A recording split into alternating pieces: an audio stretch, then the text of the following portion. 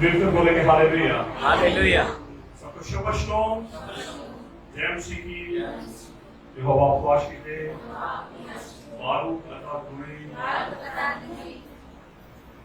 तो आज एक बार फिर से हम मिलकर यहोवा की स्तुति में है इनकी बातों को सुनने के लिए।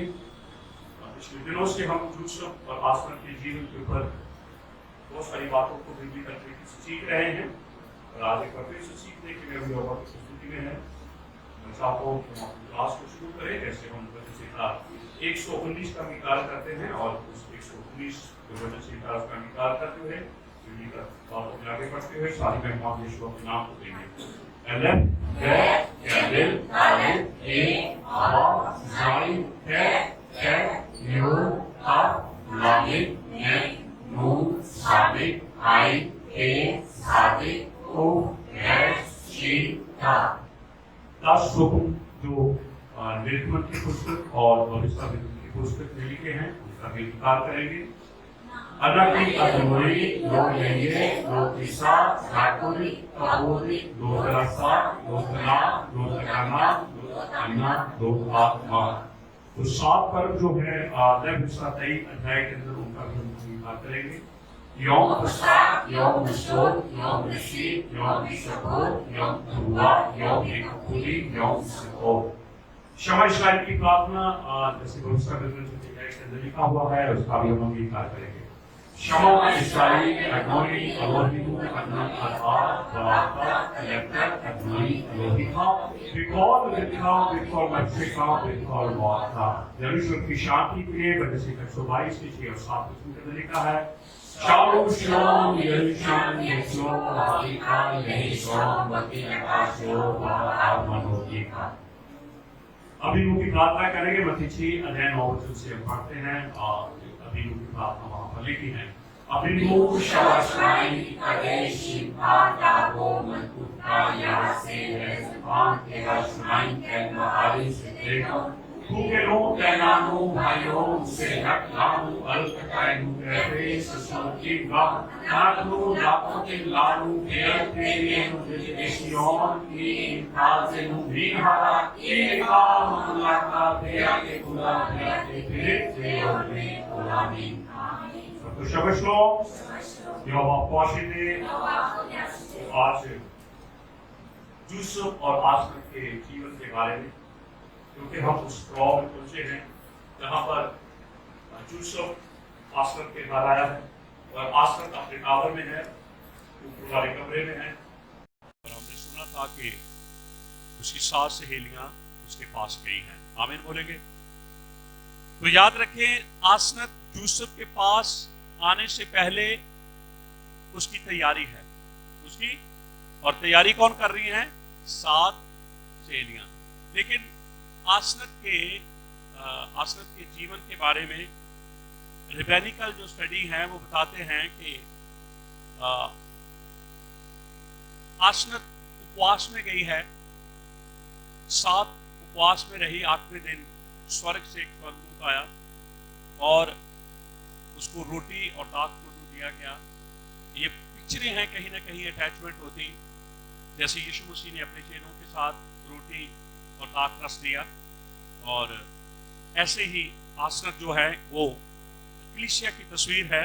स्वर्गदूत उसको ये चीजें दे रहा है, लेकिन उससे पहले आसनत ने अपना मन फिराया है। आसनत ने उसने पश्चाताप किया है, और जब वो यूसुफ के पास आ रही है, लेकिन उससे पहले ही वो पश्चाताप कर चुकी है। और फिर उसके जीवन के बारे में लिखा है, उसको स्नान किया गया, उसका स्नान कराया गया, उसे नलाया गया। यानी कि 2 चीजें देखते हैं, पश्चाताप और स्नान।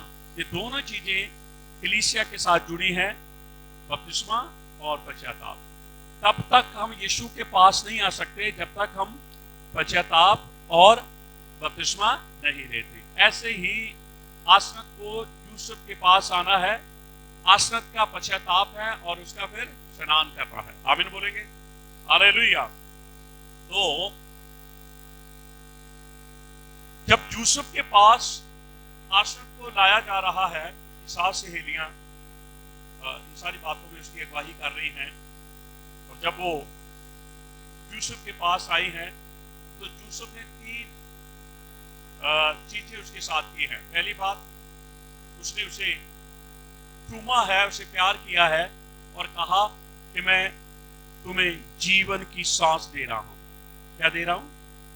उसके चूमने के पीछे उसका मकसद है कि मैं तुम्हें जीवन की सांस दे रहा हूं। उसके बाद उसने चूमा और फिर कहा कि मैं तुम्हें ज्ञान की सांस दे रहा हूं। इसकी फिर तीसरी बार उसने चूमा और कहा मैं तुम्हें सच्चाई की सांस दे रहा हूं। कितनी बातें? पहली बात जीवन, फिर ज्ञान और फिर सच्चाई। ठीक है, ध्यान से सुने। जीवन यहोवा की तरफ इशारा करता है, ज्ञान पवित्र आत्मा की तरफ इशारा करता है और सच्चाई जो है वो यीशु मसीह की और इशारा करती है। कलीसिया के अंदर ये इन बातों के ऊपर हमें बिलीव करना है। एक में 3, कितने? पिता भी वही है, पुत्र भी वही है और पवित्र आत्मा भी। कोई भी स्टेज नहीं है कि अब्बा जो है वो पिता जो बड़ा है और पुत्र छोटा है और पवित्र आत्मा उससे छोटा है।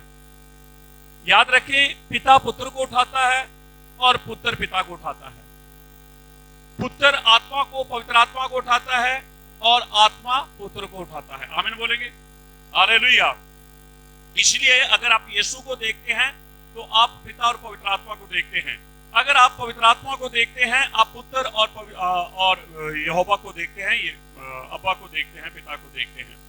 तो हम धन्यवाद देते हैं। अब आसनत जो है वो यूसुफ के पास आ चुकी है और आसनत ने पश्चाताप किया है, मन फिराया है और अपनी अशुद्धताई से उसके बाद उसने स्नान किया है और वो यूसुफ के पास आई है। और यूसुफ ने 3 बार उसे चूमा है।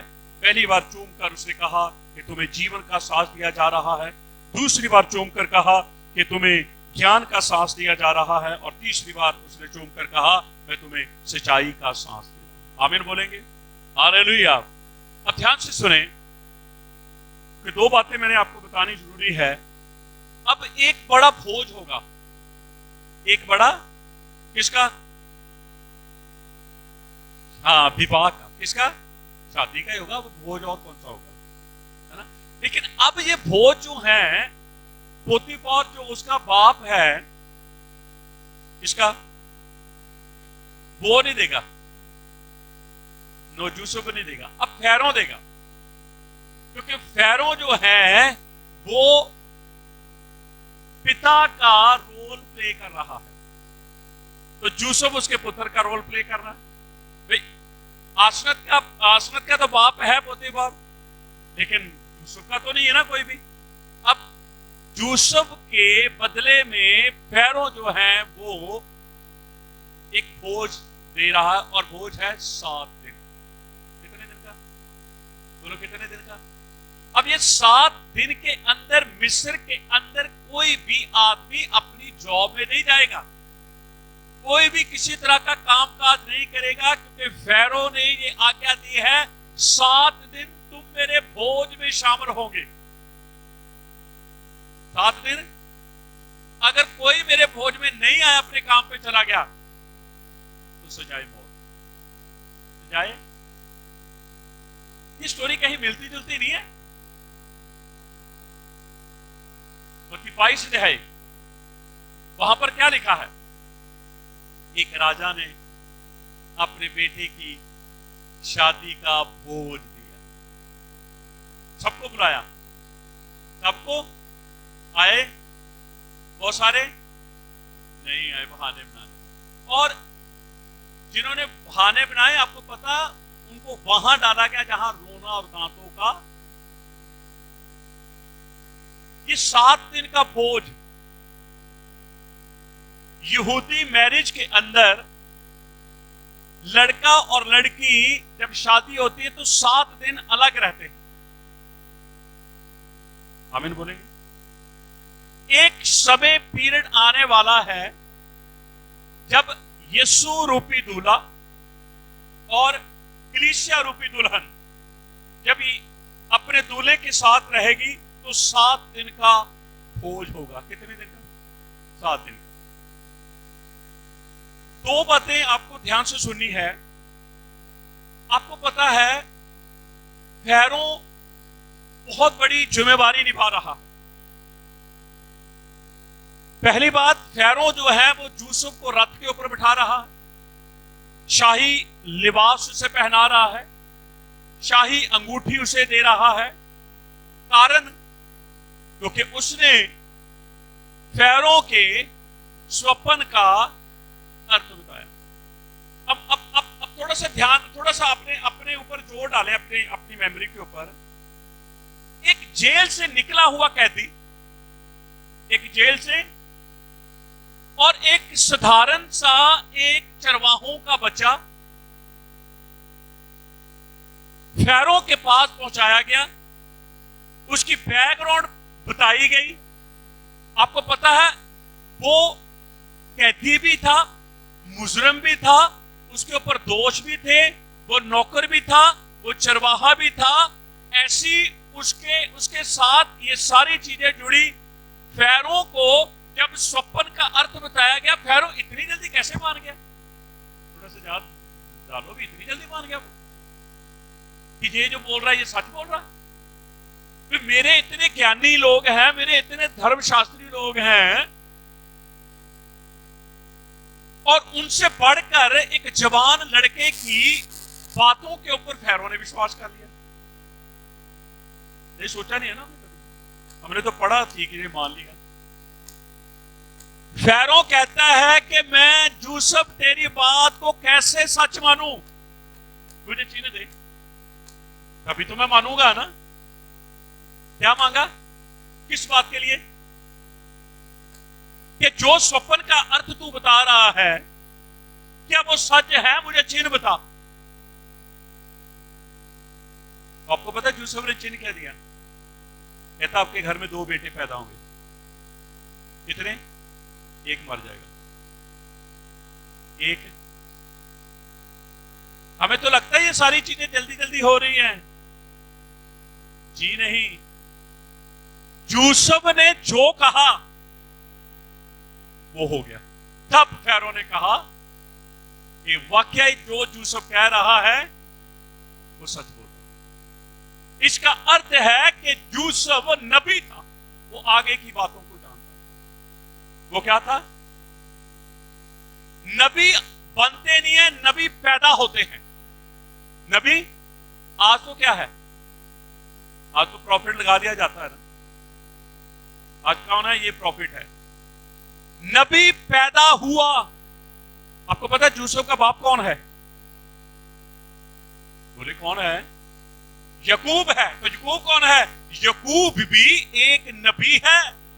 उसने राखिल को मकबला गुफा में नहीं रखा, उसे बैतलहम के वहां उस स्थान में दफनाया गया जहां से एक दिन लेया के बेटे, राखिल के बेटे वहां से बंदी बनाकर जाएंगे, और राखिल उठकर, मां उठकर अपने बच्चों के लिए यहोवा से प्रार्थना करेगी। तो ये तो सारी बातें यकूब ने देख ली थी। इसका अर्थ है यकूब क्या था? तो फिर नबी का बेटा। अच्छा, यूसुफ और यकूब में थोड़ी सी समानताएं देखें। पहली बात, यकूब की मां भी बांझ थी। यूसुफ की मां, निकालो समानताएं निकालो। यकूब की मां कौन? बांझ नहीं थी वो। तो यूसुफ की मां कौन? राखिल। क्या वो बांझ नहीं? बांझ थी। ठीक है। अब यकूब पैदा हुआ, भाई ने क्या की? उसे प्यार किया या नफरत? यूसुफ पैदा हुआ, बोलो भाइयों ने क्या किया? नफरत की। यकूब जाकर जिस घर में रहता है वहां पर नौकर बना। इधर यूसुफ, उधर यकूब जिसका नौकर है उसकी बेटी से शादी करता है। इधर यूसुफ। हम कभी ऐसे हैं, हम तो बाइबल पढ़ने वाले लोग हैं, बाइबल के अंदर जाने वाले लोग नहीं हैं। एक दिन यीशु मसीह शमौन पतरस की 9 में आया और यीशु मसीह ने लोगों को वचन सुनाया, क्योंकि लोग वचन सुनने आए। लेकिन शमौन को क्या कहा? चलो हम कहा चले, वह कहा चले जहां सिर्फ तू और मैं होगा। वहां पर मैं तुझे वो चीजें दूंगा जो मैं सबके सामने तुझे नहीं। वो है गहरे में जाना, वो है डीप जाना। और जब आप जाएंगे, जितना वचन के अंदर गहरे में जाएंगे, उतनी ज्यादा आप एक फजोन, एक बड़ी आशीष को, एक बड़े प्रकाशन को पाएंगे। आमीन बोलेंगे? हालेलुया। तो सुने, मैंने आपको यूसुफ और याकूब के बारे में बताया है, क्योंकि यूसुफ और याकूब की बहुत सारी समानताएं, और आपको पता है याकूब के साथ स्वर्गदूतों ने बातें की या नहीं की? जब वो कुश्ती भी लड़ रहा है, फिर जब वो सोया है ना, वो देख तो यूसुफ ने देखे। अब ध्यान से सुने, जो मैं मेन आपको बात बताना, याकूब हूबहू आइजक की तरह, इसकी तरह, इधर यूसुफ हूबहू नाना राकेल की तरह। क्योंकि याकूब यूसुफ को क्यों प्यार करता है? क्योंकि राकेल की डेथ हो गई है। आपको पता है, लिया और राकेल दोनों बहनें थी। ज्यादा प्यार किसको किया? राकेल को, है ना? राकेल के लिए उसने कितने दिन इंतजार किए? कितने साल इंतजार किए या दिन इंतजार किए? कितने साल? जो 7 साल हो गए। फिर क्या किया? फिर तो शादी किसके साथ हो गई? लेया के साथ। अब मामू क्या कहता है? फिर कितने साल? 7 दिन। 7 दिन के बाद शादी हो गई थी। 7 साल तो काम करने हैं। और पढ़ के सुनाओ मुझे, कहीं बाइबल में लिखा है? ऐसे ही हम तुक्के लगाते रहते हैं। 7 साल तो काम करने हैं, लेकिन शादी कितने दिन में? क्योंकि लेया की शादी का भोज 7 दिन चला। लेया की, और 7वें दिन 8वें दिन राकेल की भी शादी। अब उसको 7 साल और काम करना। टोटल मिलाकर कितने साल? 20 साल। कितने साल? बोलो, 20 साल। इधर यूसुफ भी देख लीजिए, जब वो घर से निकला कितने साल का? 17 साल का। कितने साल का? ठीक है। पोतीपुरा के घर कितने साल रहा? 10 साल। कितने हो गए? 7 हो गए। ठीक है। जेल में कितने साल? 3 साल। कितने हो गए? अब क्या होगा? बोलो, अब क्या बनेगा? अब वो राजा बनेगा। अब ध्यान से सुने, जब याकूब 117 वर्ष का हुआ, मिस्र आया। कितना? और टोटल उसकी आयु 147। तो कितने साल रहा? 30 साल। मिस्र के अंदर जैसे जैसे यूसुफ, वैसे वैसे याकूब। तो यूसुफ एक नबी भी था। तो आसनत जो है, वो एक राजा की ही बीवी नहीं बन रही, वो एक नबी की भी बीवी बन रही। और आपको पता है, आसनत का नाम चेंज कर दिया गया। उसका नाम शर्म शहर रख दिया गया।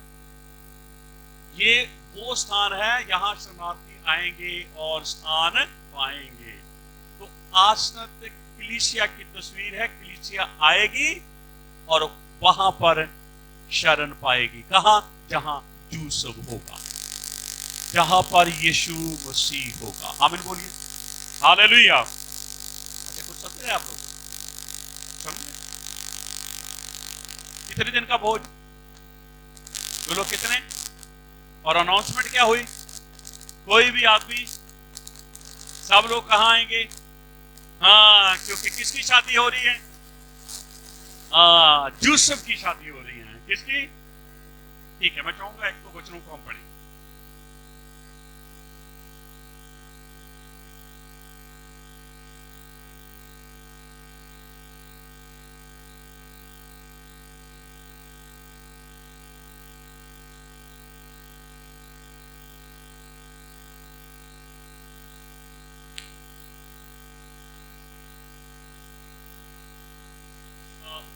निकाली जाए।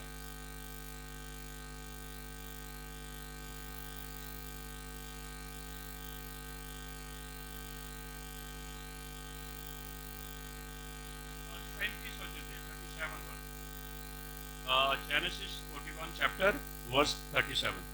यह बात फिरौन और उसके सारे कर्मचारियों को अच्छी लगी, हाँ जी हाँ जी हाँ जी, आगे चलो। इसलिए फिरौन ने अपने कर्मचारियों से कहा, क्या हमको ऐसा पुरुष जैसा यह है जिसमें यहोवा का आत्मा रहता है? हाँ, क्या रहता है जी? जिसमें यहोवा का, जब आत्मा आपके अंदर होगा तो आप आगे की बातें देख लेंगे। ठीक है, आगे। मिल सकता है। फिर फिरौन ने यूसुफ से कहा, यहोवा ने जो तुझे इतना ज्ञान दिया है कि तेरे तुल्य कोई समझदार और बुद्धिमान नहीं, इस कारण तू मेरे घर का अधिकारी होगा और तेरी आज्ञा के अनुसार मेरी सारी प्रजा चलेगी। केवल राजगद्दी के विषय में तुझसे मैं बड़ा ठहरूंगा। फिर फिरौन ने यूसुफ से कहा, सुन, मैं तुझको मिस्र के सारे देश के ऊपर अधिकारी ठहरा देता हूँ। तब फिरौन ने अपनी हाथ से मुहर वाली अंगूठी निकालकर यूसुफ के हाथ में पहना दी और उसको बढ़िया मलमल के वस्त्र पहनवा दिए और उसके गले में सोने की कंठमाला डाल दी और उसको अपने दूसरे रथ पर चढ़वाया और लोग उसके आगे आगे यह प्रचार करते चले कि घुटने टेक कर दंडवत करो, और उसने उसको मिस्र के सारे देश के ऊपर प्रधानमंत्री ठहराया। फिर फिरौन ने यूसुफ से कहा, फिरौन तो मैं हूँ और सारे मिस्र देश में कोई भी तेरी आज्ञा के बिना हाथ पांव ना हिलाएगा। फिरौन ने यूसुफ का नाम सपनत पाने रखा और ओन नगर के याजक पोतीपोरा की बेटी आसनत से उसका ब्याह करा दिया और यूसुफ सारे मिस्र देश में दौरा करने लगा। जब यूसुफ मिस्र के राजा फिरौन के सम्मुख खड़ा हुआ तब वह 30 वर्ष का था। वह फिरौन के सम्मुख से निकलकर सारे मिस्र देश में दौरा करने लगा।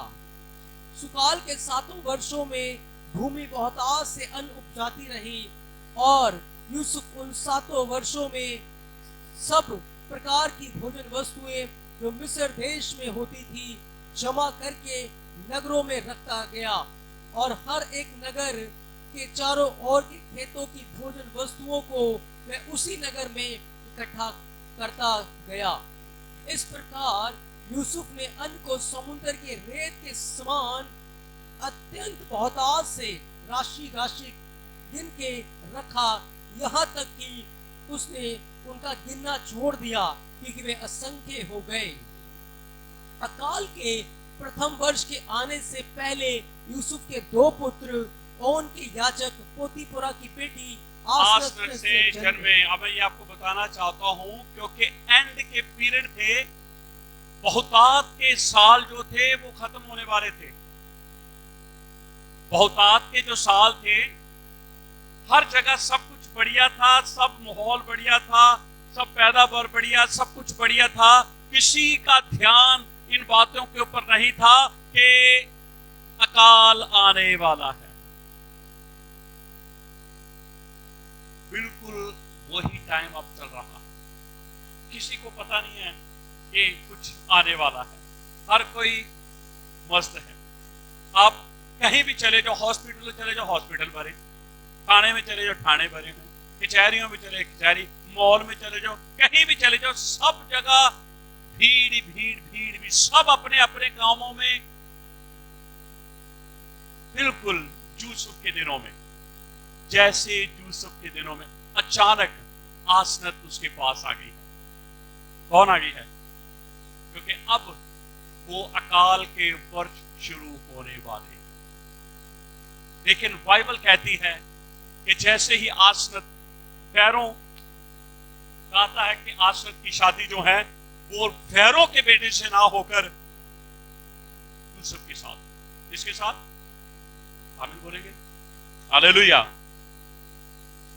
और लिखा है सुकाल जाने के अब वो समय आने वाला है कि अब हर जगह पर जो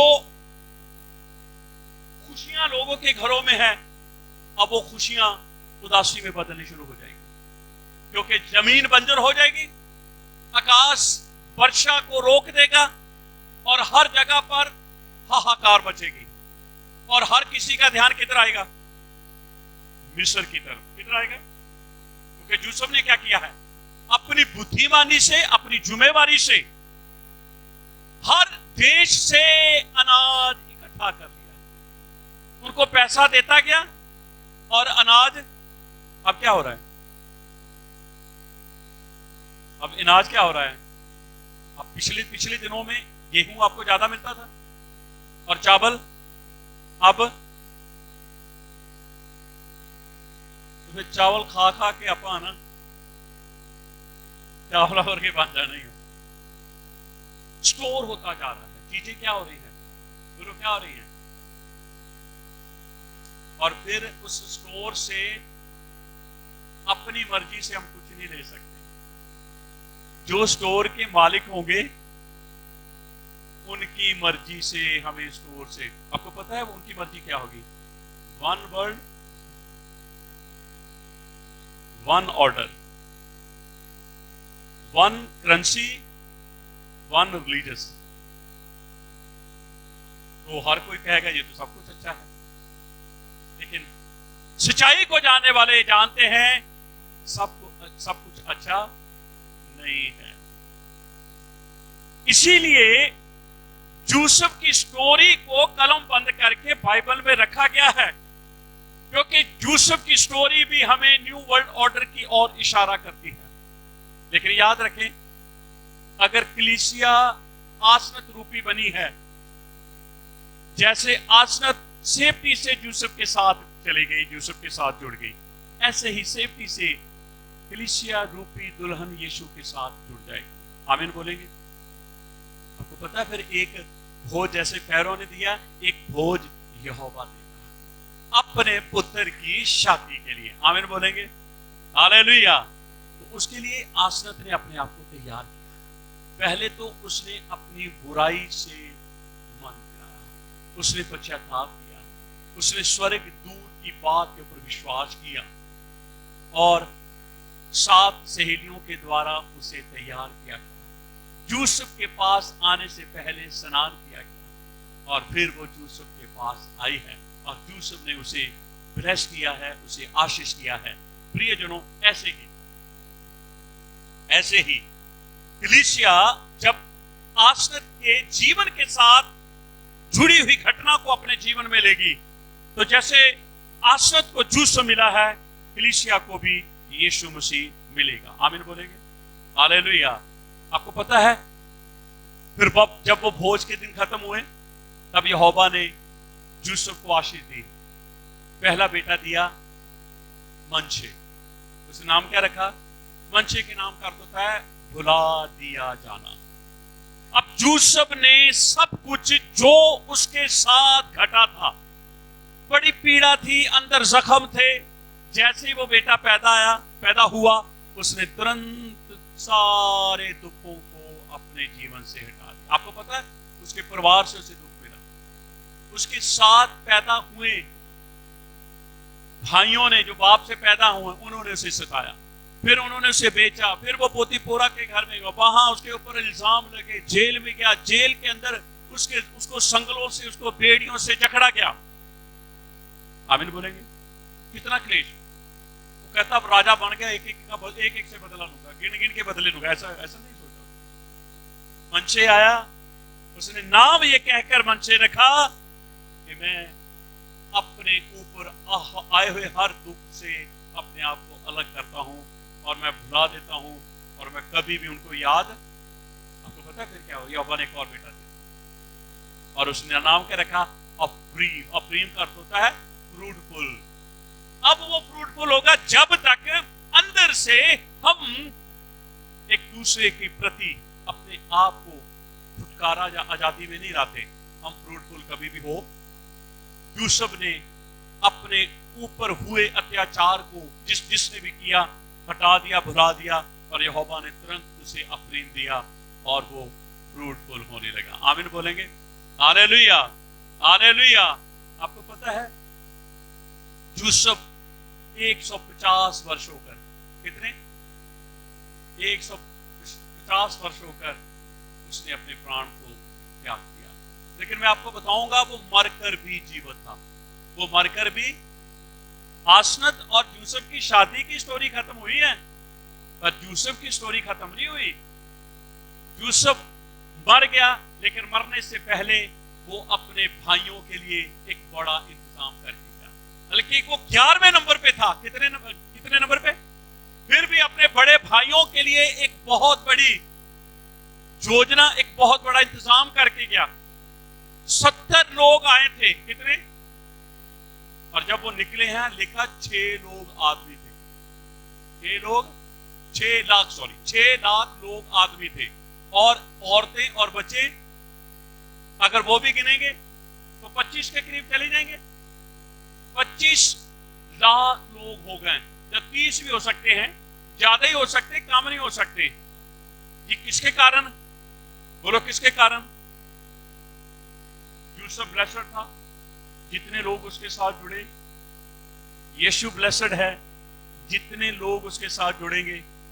लेकिन मनशे और अफरीम का आना हमारे जीवन में बहुत ही जरूरी है। अगर मनशे नहीं है तो अफरीम नहीं है, अगर मनशे है तो फिर अफरीम भी है। आमीन बोलेंगे?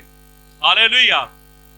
तो हम सारी महिमा आदर जलाल यीशु मसीह के नाम को देते हैं। प्रियजनों, आसनत यूसुफ के पास पहुंचाई गई है, लेकिन उससे पहले आसनत का पश्चाताप है, उसका स्नान करना है।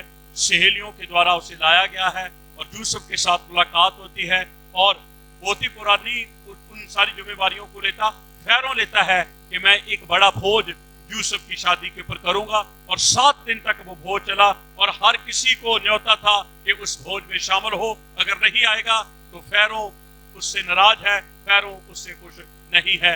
इसलिए मिस्र के हर व्यक्ति ने उस भोज का स्वाद चखा। इसीलिए बाइबल यूहन्ना 3:16 कहती है, यहोवा ने संसार से मोहब्बत की है, पूरे संसार से।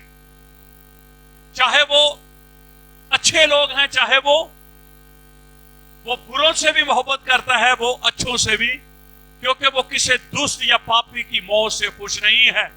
उनके लिए भी आवाज है कि मेरे बेटे के ऊपर विश्वास करे, और जो मेरे बेटे के ऊपर विश्वास करेगा वो अनंत जीवन पाएगा। आमीन बोलेंगे? हालेलुया। जैसे फैरो ने आज्ञा दी कि मिस्र का हर व्यक्ति मेरे भोज में, यूसुफ की शादी में शामिल हो, ऐसे ही यहोवा भी चाहता है कि यहोवा के पुत्र यीशु के साथ हर और वो अनंत जीवन पाए। आमीन बोलेंगे? तो हम धन्यवाद देते हैं। आज हमने कुछ बातों को जो बिब्लिकल है उनको सुना और सीखा है। जैसे याकूब और यूसुफ की आपस में बहुत सारी समानताएं हैं, और फिर मैंने आपको बताया कि फैरो ने इतनी जल्दी कैसे विश्वास कर लिया, क्योंकि यूसुफ ने एक भविष्यवाणी उसे करके दिखाई और उसे बताया, और फिर जो यूसुफ ने कहा था फैरो के जीवन में वो घटा। इसलिए अब फैरो तैयार है कि अब अगर मिस्र का कोई फैरो होगा तो कौन होगा? यूसुफ। याद रखें, आज भी मिस्र के अंदर आसनत और यूसुफ को बड़ा आदर सम्मान दिया जाता है। आमीन बोलेंगे?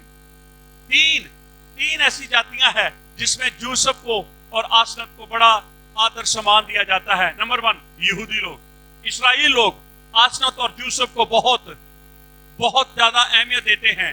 दूसरे नंबर पर क्रिश्चियन लोग, जो क्रिश्चियन है, वो यूसुफ और आसनत को बड़ा आदर सम्मान देते हैं। तीसरे कौन है? मोहम्मदन, क्योंकि वो मिस्र में कौन है? सारे आज भी बड़े ही सुनहरे अक्षरों में यूसुफ और आसनत का नाम मिस्र के लोगों के हृदयों में लिखा हुआ है। आमीन बोलेंगे? क्योंकि जो कोई भी मिस्र का फैरो बना है, हर मिस्र का बच्चा जानता है। क्योंकि जैसे हमारे भारत देश के अंदर जितने भी प्रधानमंत्री बने या राष्ट्रपति बने, क्या हमें पता नहीं है? हमें पता ही है। हो सकता है एमएलए एमपी हम भूल जाएं, लेकिन हम राष्ट्रपति और प्रधानमंत्री को नहीं बोलते। अगर आप गूगल पे जाएं, आप कहें कि हमारे इंडिया के राष्ट्रपति या प्रधानमंत्री कितने हैं, तो आपको पूरी डिटेल। ऐसे ही मिस्र के अंदर भी जब फैरों की डिटेल आती है तो उसमें एक नाम आता है, बोलिए, फिर से बोले, यूसुफ। आमीन बोलेंगे। हमारा यूसुफ कौन है? यीशु मसीह। हमारा यूसुफ कौन है? यीशु। और हम क्या है? आसनत रूपी कलीसिया। आमीन बोलेंगे। सारी महिमा और जलाल हम यीशु के नाम को देते हैं।